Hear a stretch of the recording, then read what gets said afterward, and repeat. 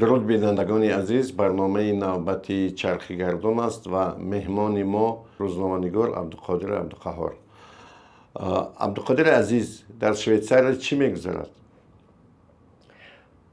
درود بر شما و اهل ایجاد شما. واقعا حالا توجه تمام دنیا به خصوص کارشناسان سیاسی جانب سوئیس یا شویتزری است. همگان میدونیم که توافقنامه امضا شد میان ترامپ و پزشکیان و بسیاری ها گمان کردند که حالا این سازشنامه صلح است. نه، این یک چهارچوبه است، ولی تفاهم نامه است.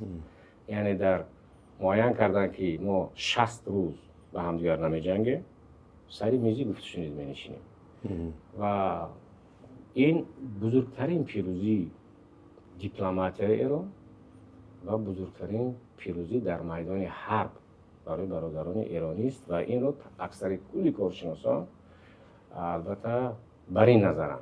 خب ما میدونیم که این معاهده از 14 بند عبارت است و کوتاه‌تر درباره بندهای اساسیش میگویم که یعنی بعد این امضای این تفاهمنامه چی شده کنه. فوراً خب برخوردهای حربی نظامی قطع، تنگه هرمز باید گشوده شود، محاصره دریایی از تنگه هرمز باید امریکا بازگیرد یا بگیرد بگشاید. قسمتی از مبلغ‌های مسدود شده ما شما بدانیم که 47 سال شد که مبلغ‌های کلان ایران مسدود شدن، بند شدن در بانک‌های غرب، قسمتی از آنها باز می‌شوند.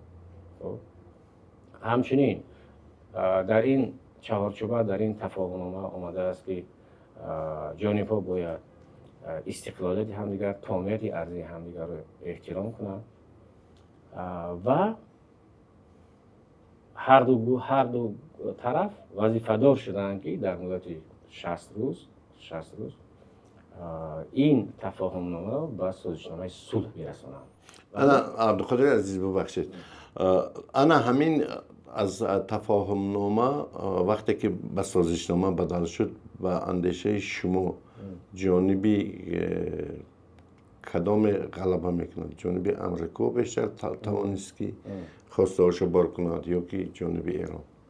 اگر امریکا و اسرائیل یک ذره توان قدرت می داشتند، ایران را از روی زمین می برداشتند. این به شک پیروزی تام ایران است، با وجود آنه که خسارات‌هایی که دی ایران عزیز خب ولی شرفی خیش را حمایت کرد و اثبات کرد که یک ملت دولتی پرقدرتی تمدن آور و تمدن آفر است، هم در میدان دیپلماتی هم در میدان حرب با ابرقدرتان روبرو چشم به چشم می نشیند و یک ذره پست نمی آید. و باور کنید شما ترامپ خیلی عصبی شده است. ببینید که وقتی که هیئت مذاکرات با سوئیس با شویتزر آمدن، ترامپ چی نوشت؟ اگر شما تنگه هرمز رو میبندید ما چی کار میکنیم؟ ما هیئت گفت شنید شما رو یا گروگان میگیریم یا نابود میکنیم. این سوءقصد علاقه، سوءقصد لفظی بود. ترامپ رو از یک جانب سیاست داخلیش ببینید که اگر دموکرات ها آنقدر در عصبش بازی کرده ایستادن، ژورنالیستان آزاد، ژورنالیستان مخالف و روزنامه‌نگارانی که تا دیروز در برش بودن مثل تاکر اینا و ده ها کارشناسان و ما شما خوب میدونید خورشید که در توطئه در بندی نتانیاهو افتید. بله.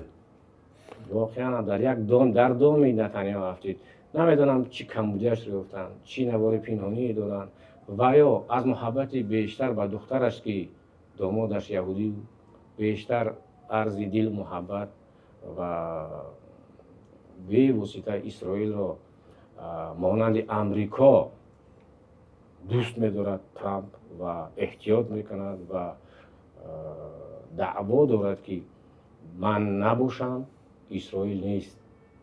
این یک دخورگی است در مغز ترامپ، همه رو به حیرت آورده است.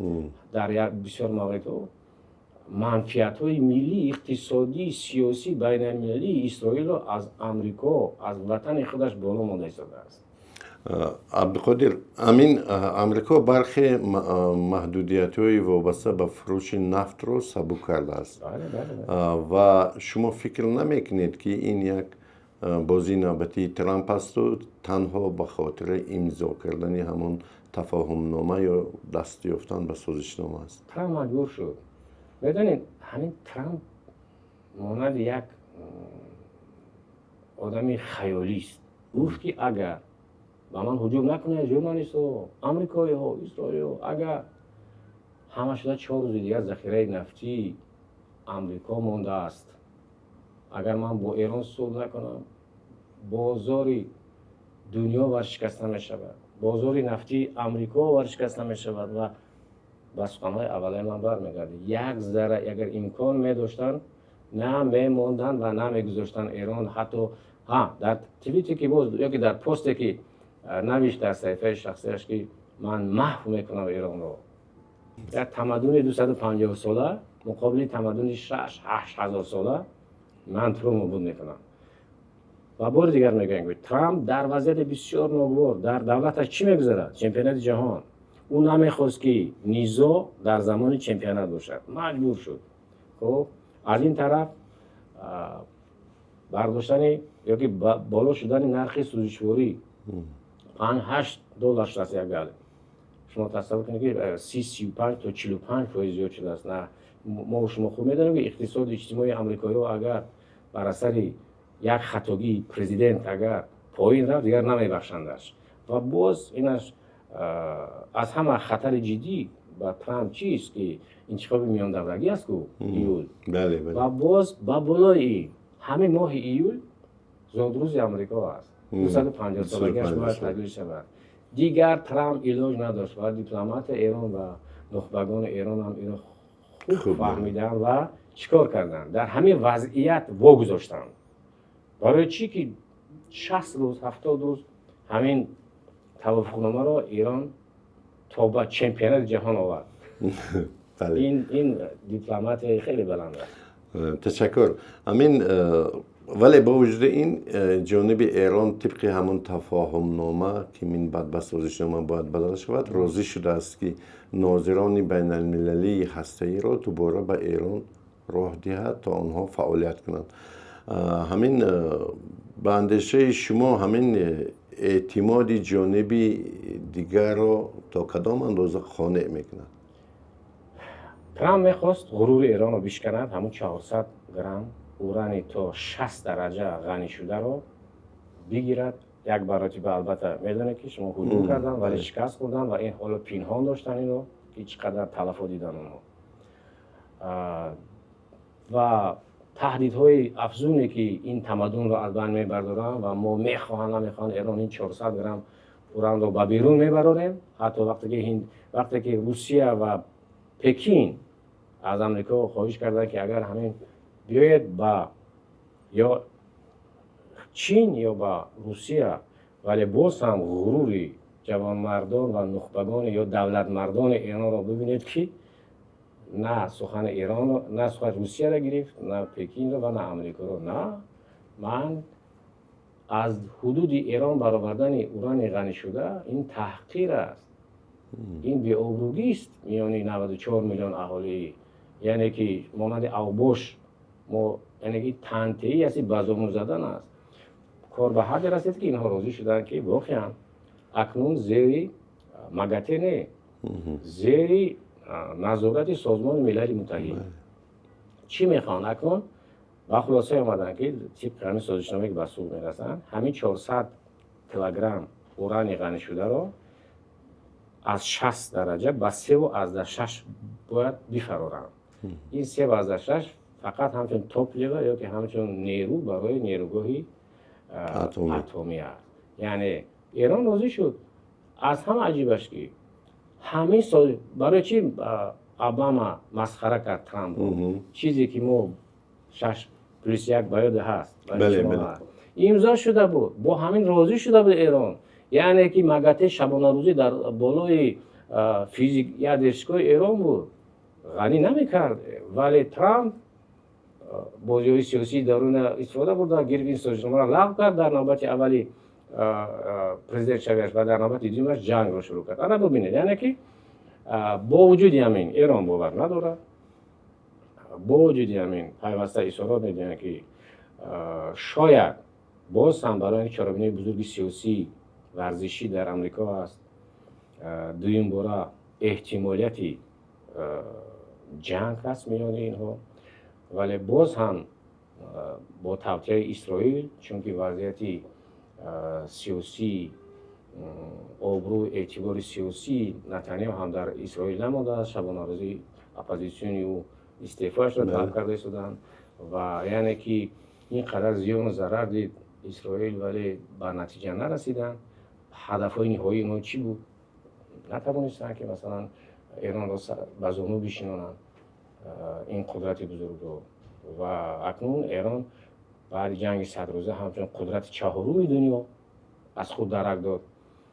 برای مجموعاً به سوال شما هم جواب میدم که من گمان میکنم که این سازشنامه به امضا میرسد، چون که دیگر امکانیت ندارن، نه اسرائیل نه و دنیا جانب ایران است. دنیا بله. یک اندیشه دیگر هم هست، کاش دوستان وقتی خیلی در این مورد بسیارتر میگن، همین خیلی اندیشه هم هست که همین به دست آمدن همین سازشنامه این نتیجه خسته شوی جانب ها از جنگ دوامدار است. فکر شما چی؟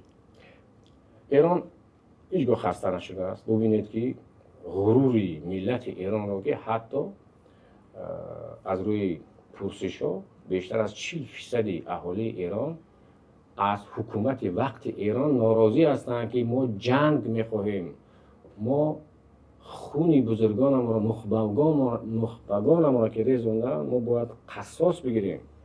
یعنی حتی ببینید که ایرانی ها عمدن میخواهند باز هم با اینها جنگ کنند، با دو قدرت جهانی. اینها ترسیده ایستادن. این نشان چی است؟ بار دیگر نشان قدرتی عقل ناپذیری ایران است که دلخواه کشور دیگر میشکست. ابر قدرت های باور کنید شما مانند روسیه و چین حتی رشک برده ایستادن که ایران بزرگش را بین دو ابر دولت رو با سر میز گفتشنید چنانید. این نشان چی است؟ باز هم میگویم که اقتدار عقلانی این ملت تمدن آور. خب سیستم دفاعیش را درست کردن، خب نیروهای تازه نفس دارن، جان فدا دارن و من گمان میکنم که مجموعاً این قضیه به منفعت ایران است.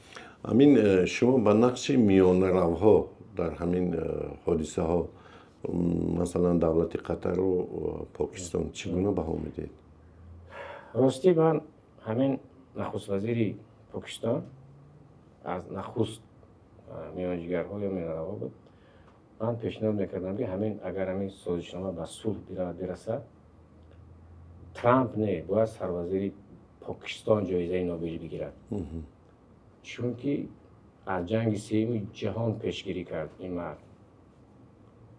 واقعا هم دلسوزانه. ببینید که در اینجا مذهب ها از بین رفتن. بله. و باری اول ایران و پاکستان اثبات کردن و گفتن که ما میتوانیم اگر بحث های مذهبی رو یک سو بذاریم، پهلوی هم باشیم، کسی همچون میانه رو، کسی همچون شریک استراتژی، کسی همچون نیروهای نیابتی اگر با هم بیایید، ببینید که همین لبنان، حزب الله لبنان، ایران و خوسی ها با هم آمدن یک سگانه تهیه کردن که سگانه سه طرفش تیز است و بورنده درنده مقابل اسرائیل. و حالا قرطهش رو خوسی ها بود، اگر باب المندب را ببندن اسرائیل بزنو میشیند. حالا قرطه نوبتی ایران یعنی مهم را استفاده نبوده است. خب البته گلوگوی هرمز مهم است، ولی اینش به واسطه با اقتصاد جهان و خصوص اروپا است که شما تصور کنید کانال سوئیس متوقف می شود وقتی که بول مندب رو میبندند. همین عبدالقادر، همین سازشنامه نهایی وقتی که عملی شود به اندیشه شما خریطه خاورمیانه رو تغییر میدهد یا نه؟ 100% تغییر میدهد. بار دیگر تاکید میکنم که بعد این جنگ، بعد این سازشنامه صلح، ایران همچون قدرت چهارم جهانی و قدرت اول منطقه و قدرت اول کشورهای مسلمانی اعتراف می شود و ایران په حال میگوید که اوی مردم بیاین اطراف ما به هم بیاییم و از خود درک بدهیم که ما در منطقه صاحب این خاک آب زمینه. چرا غاصب آمده است اینجا حکم میکند و ما رو جنگ میاندازد و ما رو، من گمان میکنم بار دیگر میگم که بعد سازشنامه صلح ایران نکته های مهمی، یک از نکته های مهم اقتصادی اوراسیا می شود. شما ببینید که همین راه شمال جنوب هم از طریق ایران میگذرد. ایران امکان دارد که اروپا رو خب و آسیا، روسیه رو و دولت های عربی، این طرف تو با پاکستان، این طرف تو با چین لاجستیکش رو براه ماند و من گمان میکنم که بعد این سازشنامه صلح همشه 3-5 سال پس از ابرقدرت‌های اقتصادی میشود ایران. حالا ببینید وقتی که امریکا تا حد ترسید که وقتی که بازار نفت ورشکسته شد، سانکسیون را گرفت، تحریم ها را گرفت، حالا به واسطه بانک ملی ایران دیروز اعلام کرد که امریکایی ها از ما خواسته ایستادن که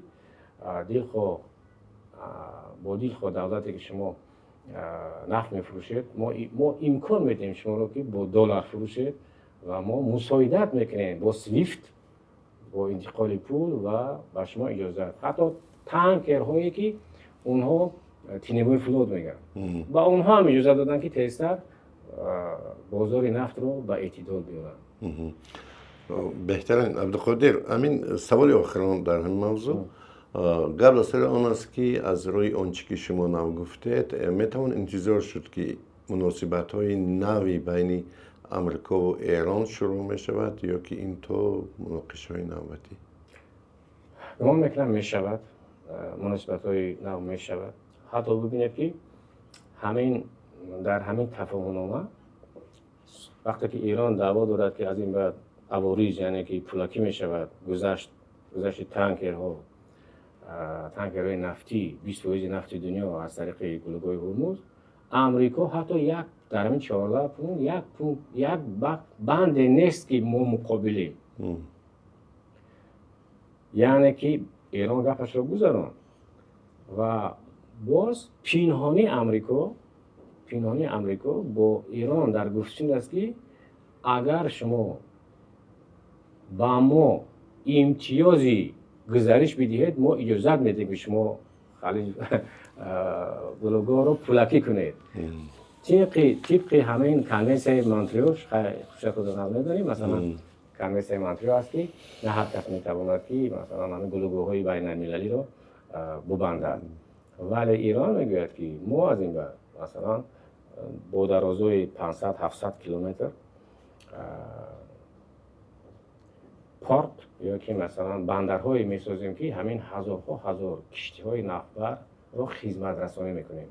یک شب بیستن تانکر را ریمونت کنن، از اینجا مثلا قسم احتیاطی بخرن، این میلیاردها دلار و باز آنالیتیکای ایران حالا پنهانی گفته ایستادن که گمان میکنم در سازشنامه صلح با همین خلاصه میاره که اکنون بستن یا که پولاکی کردن تانکر هرمز با ایران و عمان واگذار کرده شود، ولی اینها هم از سر انصاف عمل کنند، زیادی بعد نمانند مبلغ رو برای یک تانکر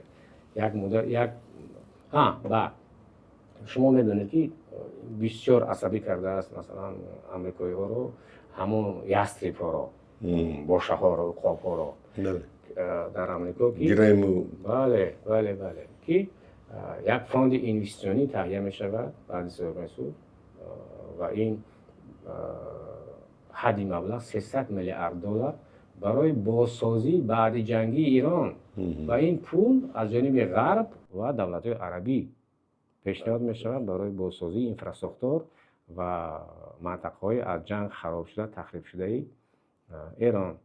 و در آخر بار دیگر میگم پیروزی ایران مبارک. سلامت باشید برادرمان خوش آمدید. این بود برنامه نوبتی چرخ گردون با شرکت عبدالقادر عبدالقهار، روزنامه‌نگار و تحلیلگر تاجیک.